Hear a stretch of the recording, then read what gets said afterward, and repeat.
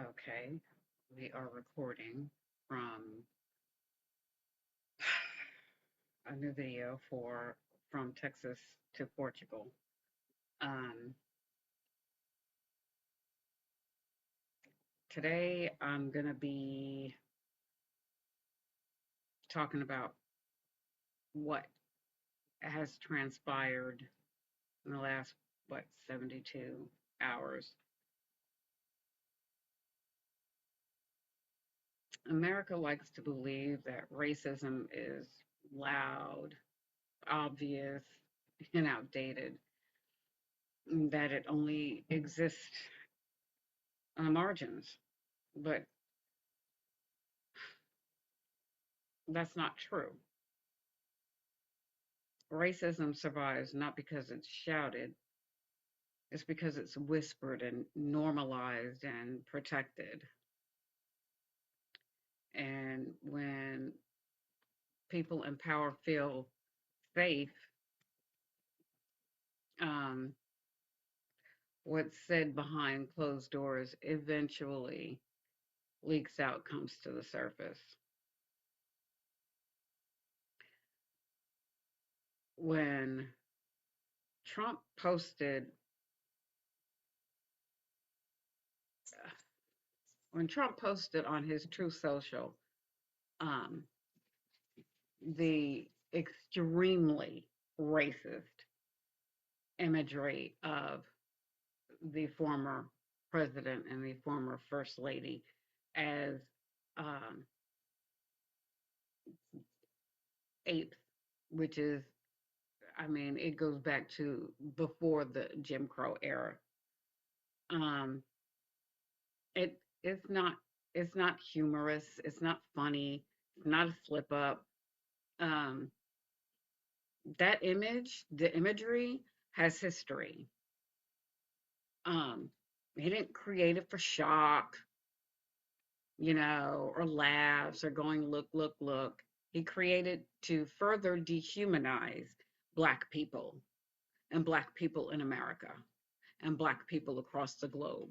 Because when you dehumanize a, a person, you don't have to feel anything for them. You don't feel empathy. Um, while there was a lot of outrage, you know, a lot of people are trying to excuse it away. You know, if people of Black people are too sensitive. Why is everything about race? Oh, it's just a meme, you know. Um, no, it's not just a meme. Wasn't a video. It's not just a video. People are not too damn sensitive. And the person who made it about race was him. You know, when you are too afraid to say the quiet part out loud, there is something really, really wrong. The reflective defense tells us something important about the ideology behind the image is familiar and protected. This isn't anything new. It follows white supremacist, white nationalist propaganda, the same formula they have uh, used for centuries. In the 1800s, it was uh, the so-called scientific racism portraying Black people as biologically inferior and closer to animals than we are to humans. It's not fringe science. It's taught. It's published. It's funded. Um, that's why they're trying to get rid of any reference to racism, any reference to Black history.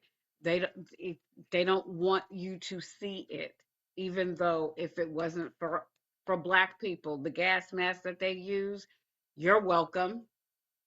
Okay, the Lasix that they get, you're freaking welcome. Something as simple as a damn doorknob, you're welcome. Okay. Um, You know, the three stoplight, the three lights for this for traffic lights. You're freaking welcome.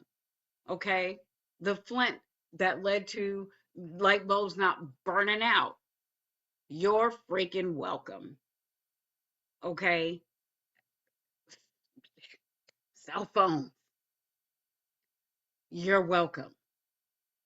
You know, um, it's the Jim Crow imagery that had flooded newspaper and ads and children's books in the 18th centuries, the caricatures that have always trained the public to see Black people as less than human, as laughable, primitive, and unworthy of empathy.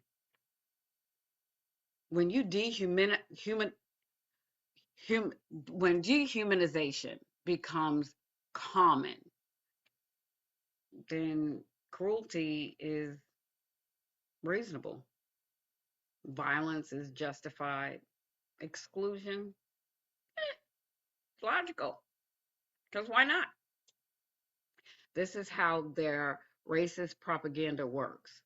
It's not by convincing everyone, but by lowering your moral resistance to it.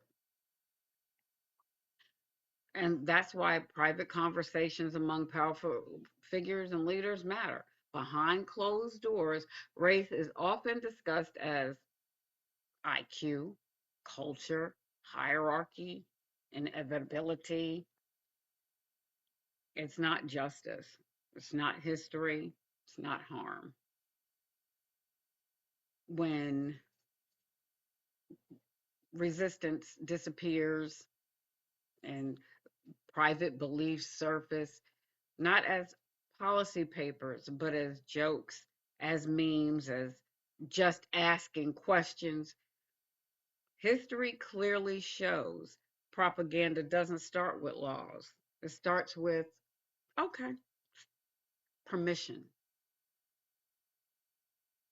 And this is what has led to what many Black Americans experience as narcissistic racism. And the pattern is consistent: deny the harm, defend the offender, and reverse victimhood. Punish anyone who names it. God forbid. The system's self image is protected at all costs, even if it means pretending that Black people are imagining what is right before our eyes. And it's insulting, it's hurtful, and the gaslighting is exhausting. And it comes back into play that this is why Black Americans, minorities, we're talking openly about leaving this abusive relationship. It's not because other countries are perfect, because they're not. You're not going to run away and leave your problems behind. You're not. It's not because racism isn't global. It is, but it's very rarely lethal. It's because living inside a system that was never designed for us, living inside a system that constantly denies our reality, it takes a toll. Leaving is self preservation, it's nervous system safety, it's my refusal to keep proving to society that I am human. It's I don't want to have to prove my humanity on a daily freaking basis. I don't. Why should I have to? And history tells us this too. When propaganda resurfaces and marginalized people recognize the pattern first, we act accordingly. We do. You know, Propaganda doesn't announce itself. It disguises itself as humor, as nostalgia, and free speech. And the most important question is never, what is racist? The real question should be, who rushed to protect this? Because when power stops pretending, what's behind closed doors becomes visible. And people who understand the history know exactly what that means.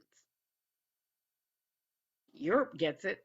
Europe sees it, and they're calling it out for what it truly is. It, and if they can see it, if they can call it out properly because they have lived through it, then what the hell is wrong with us? Why are we sitting here acting like it doesn't exist? Like what we are seeing in front of our faces is not true. It is true. How can why are we in denial? Not so much black people, especially, I speak to the black community. I'm not speaking for them, but the how do you say the it's not fear is palpable. The get out feeling is palpable.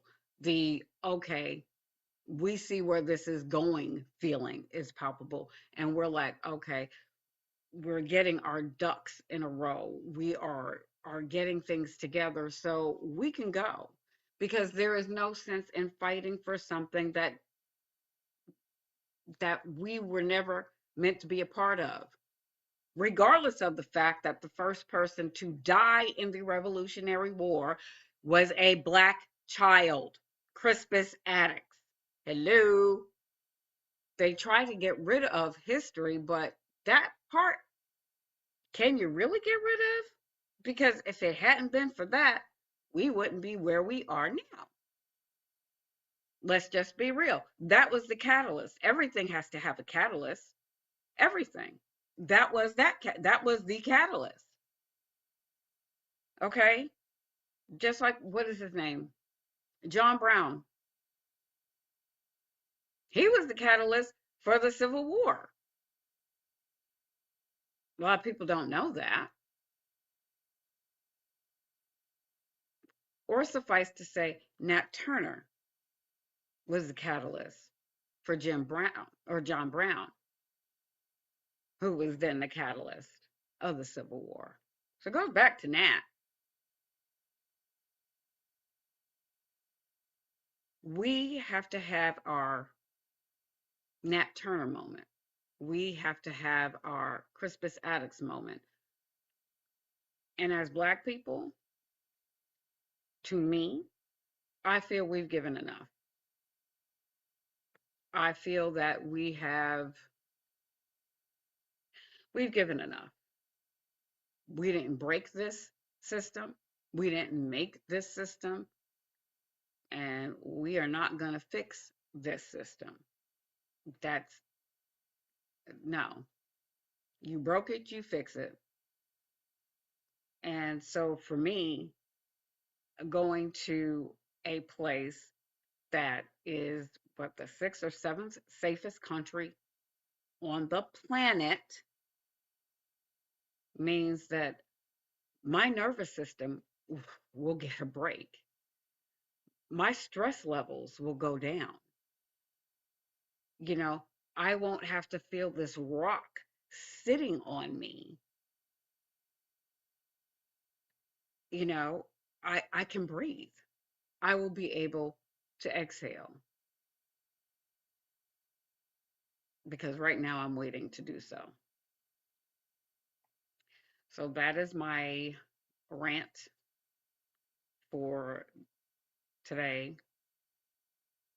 Uh, and for from Texas to Portugal, I guess We'll catch you on the flip.